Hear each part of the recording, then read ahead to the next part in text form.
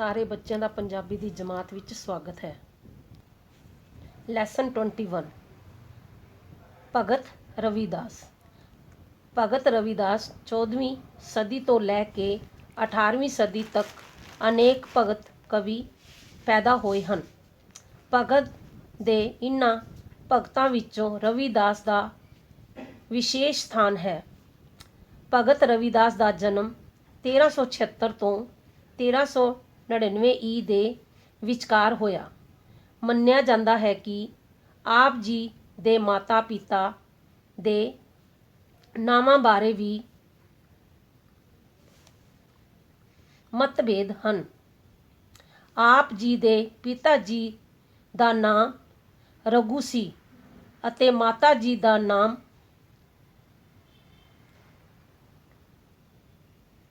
ਕਰਮਾ ਦੇਵੀ ਸੀ। ਭਗਤ ਰਵਿਦਾਸ ਬਚਪਨ ਤੋਂ ਹੀ ਪਰਉਪਕਾਰੀ ਅਤੇ ਭਗਤੀ ਭਾਵਨਾ ਵਾਲੇ ਸਨ। ਆਪ ਹਮੇਸ਼ਾ ਗਰੀਬਾਂ ਅਤੇ ਸਾਧੂ ਸੰਤਾਂ ਦੀ ਸੇਵਾ ਵਿੱਚ ਹੀ ਲੀਨ ਰਹਿੰਦੇ ਸਨ।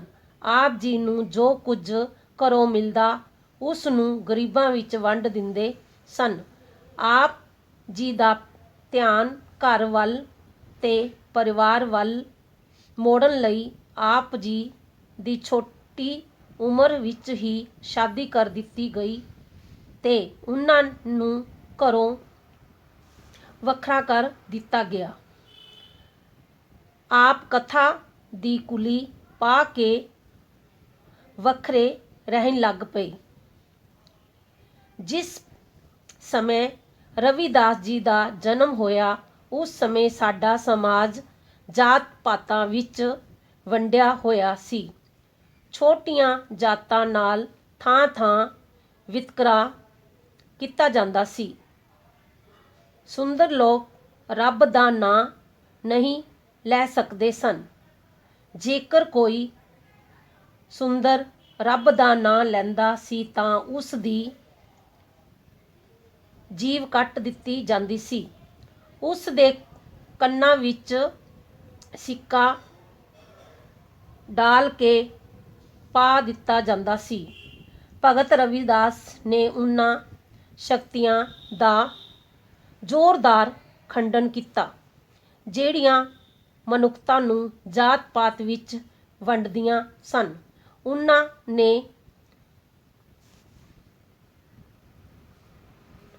ਉਹਨਾਂ ਨੇ ਫੋਟਕ ਕਰਮ ਕਾਂਡਾਂ ਦੀ ਵੀ ਜ਼ੋਰਦਾਰ ਨਿੰਦਿਆ ਕੀਤੀ ਜਿਹੜੇ ਮਨੁੱਖ ਨੂੰ ਮਨੁੱਖ ਤੋਂ ਦੂਰ ਲਿਆਂਦੇ ਸਨ।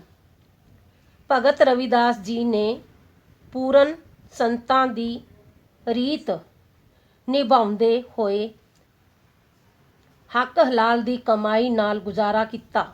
ਉਹਨਾਂ ਦੀ ਕਮਾਈ ਜਾਂ ਆਮਦਨ ਬਹੁਤ ਘੱਟ ਹੁੰਦੀ ਸੀ, ਫਿਰ ਵੀ ਸਬਰ ਸੰਤੋਖ ਨਾਲ ਆਪਣੀ ਗੁਜ਼ਰ ਕਰਦੇ ਸਨ।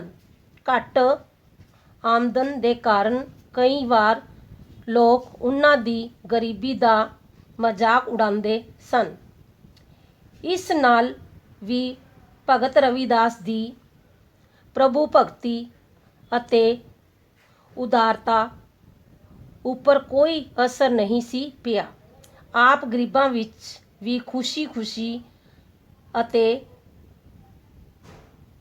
ਲਗਨ ਨਾਲ ਪ੍ਰਭੂ ਭਗਤੀ ਦੇ ਮਾਰਗ ਉੱਤੇ ਚੱਲਦੇ ਰਹੇ। ਆਪ ਜੀ ਦਾ ਕਥਨ ਹੈ,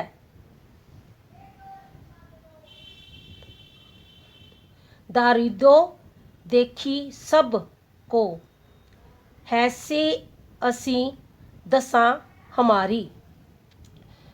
ਭਗਤ ਰਵਿਦਾਸ ਜੀ ਦਾ ਮੰਨਣਾ ਸੀ ਕਿ ਸਾਰਾ ਸੰਸਾਰ ਇੱਕ ਹੈ। ਉਹ ਪਰਮਾਤਮਾ ਨੇ ਇਸ ਦੀ ਸਿਰਜਣਾ ਕਰਦੇ ਸਮੇਂ ਕੋਈ ਭੇਦ ਭਾਵ ਨਹੀਂ ਕੀਤਾ ਅਤੇ ਨਾ ਹੀ ਜਾਤ ਪਾਤ ਦੀ ਵੰਡ ਪਾਈ ਹੈ। ਜਦੋਂ ਇਸ ਸਾਰੇ ਸੰਸਾਰ ਦੀ ਸਾਜਨਾ ਕਰਨ ਵਾਲਾ ਇੱਕ ਹੈ, ਫਿਰ ਇਹ ਜਾਤ ਪਾਤ ਛੂ ਭਿੰਨ ਰੰਗ ਨਸਲ ਅਤੇ ਊਚ ਉੱਚੇ ਨੀਵੇਂ ਦੀਆਂ ਸਭ ਹੱਦਾਂ ਵਿਅਰਥ ਹਨ। ਇਸ ਤਰ੍ਹਾਂ ਆਪ ਜੀ ਦਾ ਨਜ਼ਰ ਵਿੱਚ ਬ੍ਰਾਹਮਣ ਸੁੰਦਰ ਸਭ ਬਰਾਬਰ ਹਨ। ਭਗਤ ਰਵਿਦਾਸ ਜੀ ਗਰੀਬ ਜੀ ਦੇ ਸਮਕਾਲੀ ਸਨ ਤੇ ਰਾਮਾਨੰਦ ਜੀ ਦੇ ਸ਼ੀਸ਼ ਸਨ। ਗੁਰੂ ਨਾਨਕ ਦੇਵ ਜੀ ਦੇ ਨਾਲ ਆਪ ਜੀ ਦਾ ਮਿਲਾਪ ਗੁਰੂ ਜੀ ਦੀ ਪੂਰਬ ਦੀ ਯਾਤਰਾ ਸਮੇਂ ਹੋਇਆ। ਕੁਝ ਵਿਦਵਾਨਾਂ ਦਾ ਮਤ ਹੈ ਕਿ ਭਗਵਾਨ ਰਵਿਦਾਸ ਜੀ ਦੀ ਗੁਰੂ ਜੀ ਨਾਲ ਭੇਟ ਅਯੋਧਿਆ ਵਿੱਚ ਹੋਈ ਤੇ ਕੁਝ ਦਾ ਖਿਆਲ ਹੈ ਕਿ ਉਹਨਾਂ ਦੀ ਮੁਲਾਕਾਤ ਕਾਂਸ਼ੀ ਵਿੱਚ ਹੋਈ। ਭਗਤ ਰਵਿਦਾਸ ਦੀ ਮਹਿਮਾ ਵਿੱਚ ਕਬੀਰ ਜੀ ਲਿਖਦੇ ਹਨ, ਸੰਤਨ ਮੇਂ ਰਵਿਦਾਸ ਸੰਤ ਹੈ। ਰਵਿਦਾਸ ਜੀ ਦੀ ਬਾਣੀ ਮਾਨਵਤਾ, ਪ੍ਰਭੂ ਪਿਆਰ ਦੇ ਨਿਮਰਤਾ ਨਾਲ ਭਰਪੂਰ ਹੈ। ਇਸ ਦੀ ਮਹਾਨਤਾ ਨੂੰ ਦੇਖਿਆ ਹੀ ਸ੍ਰੀ ਗੁਰੂ ਅਰਜਨ ਦੇਵ ਜੀ ਨੇ ਯਦਿ ਗੁਰੂ ਗ੍ਰੰਥ ਸਾਹਿਬ ਵਿੱਚ ਆਪ ਜੀ ਦੇ 14 ਸ਼ਬਦ ਸ਼ਾਮਲ ਕੀਤੇ ਜੋ ਕਿ 16 ਆਪ ਜੀ ਦੇ 40 ਸ਼ਬਦ ਸ਼ਾਮਿਲ ਕੀਤੇ ਜੋ ਕਿ 16 ਰਾਗਾਂ ਵਿੱਚ ਸਨ। ਭਗਤ ਰਵਿਦਾਸ ਪਰਮਾਤਮਾ ਦੇ ਨਿਰਗੁਣ ਰੂਪ ਨੂੰ ਮੰਨਦੇ ਸਨ। ਆਪ ਜੀ ਨੇ ਫਰਮਾਇਆ ਕਿ ਪਰਮਾਤਮਾ ਦੀ ਪ੍ਰਾਪਤੀ ਕੇਵਲ ਨਾਮ ਸਿਮਰਨ ਰਾਹੀਂ ਹੋ ਸਕਦੀ ਹੈ। ਜੀਵ ਆਤਮਾ ਤੇ ਪਰਮਾਤਮਾ ਵਿੱਚ ਕੋਈ ਭੇਦਭਾਵ ਨਹੀਂ ਹੈ। ਜਿਵੇਂ ਉਹ ਬਾਣੀ ਵਿੱਚ ਕਹਿੰਦੇ ਹਨ, ਤੋਹੀ ਮੋਹੀ ਮੋਹੀ ਤੋਹੀ ਅੰਤਰੂ ਕੈਸਾ, ਕਨਕ ਕਟਿਕ ਜਲ ਸੰਗਤ ਸਰੰਗ ਜੈਸਾ। ਦੂਸਰੇ ਸੰਤ ਭਗਤਾਂ ਵਾਂਗ ਭਗਤ ਰਵਿਦਾਸ ਜੀ ਨੇ ਮਨੁੱਖੀ ਜਨਮ ਦੀ ਬੇਹੱਦ ਮਹਿਮਾ ਕੀਤੀ ਹੈ। ਆਪ ਜੀ ਦਾ ਕਥਨ ਹੈ ਕਿ ਮਨੁੱਖਾ ਜਨਮ ਦੁਰਲਭ ਹੈ। ਅਨੇਕਾਂ ਜਨਮਾਂ ਦੇ ਸ਼ੁਭ ਕਰਮਾਂ ਸਦਕਾ ਮਨੁੱਖ ਜਨਮ ਦੀ ਅਨਮੋਲ ਦਾਤ ਪ੍ਰਾਪਤ ਹੁੰਦੀ ਹੈ। ਮਨੁੱਖੀ ਦੇਹੀ ਪਾ ਕੇ ਮੋਹ ਮਾਇਆ ਵਸ ਪਰਮੇਸ਼ਵਰ ਪ੍ਰਾਪਤੀ ਦੇ ਸੱਚੇ ਮਾਰਗ ਤੋਂ ਦੂਰ ਰਹਿਣ ਵਾਲੇ ਜੀਵ ਆਪਣਾ ਜਨਮ ਭੰਗ ਦੇ ਭਾਣੇ ਗਵਾ ਲੈਂਦੇ ਹਨ। ਰਵਿਦਾਸ ਜੀ ਸਖਤ ਸ਼ਬਦ ਵਿੱਚ ਰਹਿੰਦੇ ਸਨ ਕਿ ਪ੍ਰਭੂ ਭਗਤੀ ਦੇ ਗੁਣਾਂ ਤੋਂ ਖਾਲੀ ਬ੍ਰਾਹਮਣ ਦੀ ਥਾਂ ਪ੍ਰਭੂ ਭਗਤੀ ਦੇ ਰੰਗ ਵਿੱਚ ਰੰਗੇ ਚੰਡਾਲ ਦੀ ਪੂਜਾ ਕਰਨੀ ਬਿਹਤਰ ਹੈ। ਭਗਵਾਨ ਰਵਿਦਾਸ ਨੇ ਬੇਗਮ ਸਾਹਿਬ ਦਾ ਸੁਪਨਾ ਭਗਤ ਦੇ ਲੋਕਾਂ ਨੂੰ ਸਾਕਾਰ ਕਰਨ ਲਈ ਦਿੱਤਾ। ਇਸ ਵਿੱਚ ਜੋ ਲੋਕ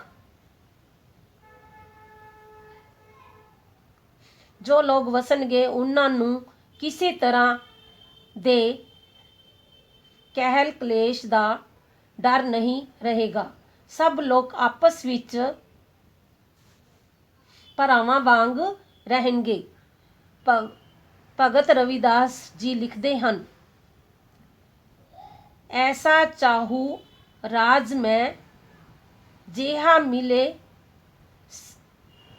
सभलन को अन्न, छोट बड़े सब सम सैबे, रविदास है प्रसन्न।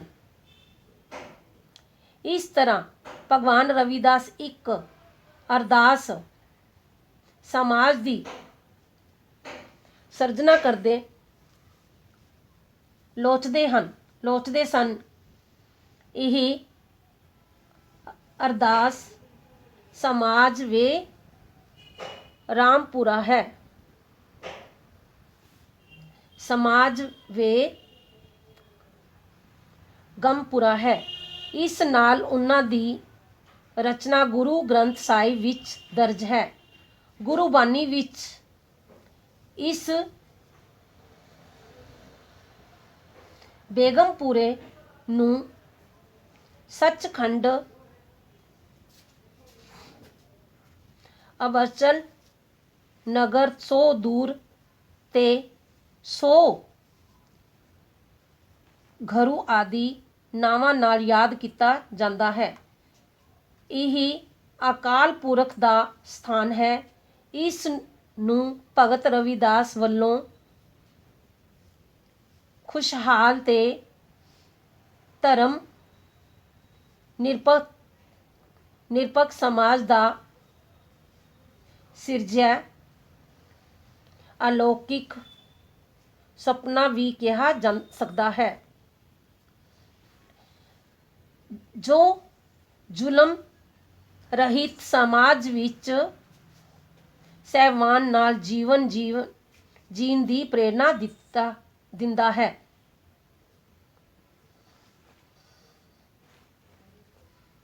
बेगमपुरा शहर को नाऊ दुखू आनंदू नहीं तीहू ठाऊ ना सत ना तस्वीस खिराजू ना मानलू खयूफ ने खता ना तरसू जवालू। भगत रविदास जी सिर्फ संत ही नहीं सन, आप राजगुरु भी सन, क्योंकि देश भर दे ਵੱਡੇ ਵੱਡੇ ਰਾਜੇ ਅਤੇ ਰਾਣੀਆਂ ਆਪ ਜੀ ਦੇ ਸ਼ੀਸ਼ ਬਣੇ। ਰੀਵਾਂ ਦੇ ਰਾਜਾ ਵੀਰ ਸਿੰਘ ਦੇਵ ਬਗੇਲਾ ਆਪ ਜੀ ਦੇ ਪੁਰਾਣੇ ਸ਼ਿष्य ਸਨ। ਗਗਰੋਲ ਦਾ ਰਾਜਾ ਪੀਪਾ ਤੇ ਰਾਜਸਥਾਨ ਵਿੱਚ ਮੇਵਾੜ ਦੀ ਮਹਾਰਾਣੀ ਮੀਰਾਬਾਈ ਦੇ ਨਾਲ ਨਾਲ ਮੇਵਾੜ ਦੀ ਰਾਣੀ ਜਾਲੀ ਆਪ ਜੀ ਦੀਆਂ ਸ਼ਰਧਾਲੂ ਬਣੀਆਂ। ਆਪ ਮੀਰਾਬਾਈ ਦੀ ਬੇਨਤੀ ਤੇ ਚਿੱਤੌੜੇ ਹੀ ਰਹਿਣ ਲੱਗੇ ਤੇ ਉੱਥੇ ਹੀ ਲੰਮੀ ਉਮਰ ਭੋਗ ਕੇ ਜੋਤੀ ਜੋਤ ਸਮਾ ਗਏ। ਇਸ ਵੀਡੀਓ ਨੂੰ ਬਾਰ-ਬਾਰ ਦੇਖੋ, ਸੁਣੋ ਤੇ ਸਮਝੋ।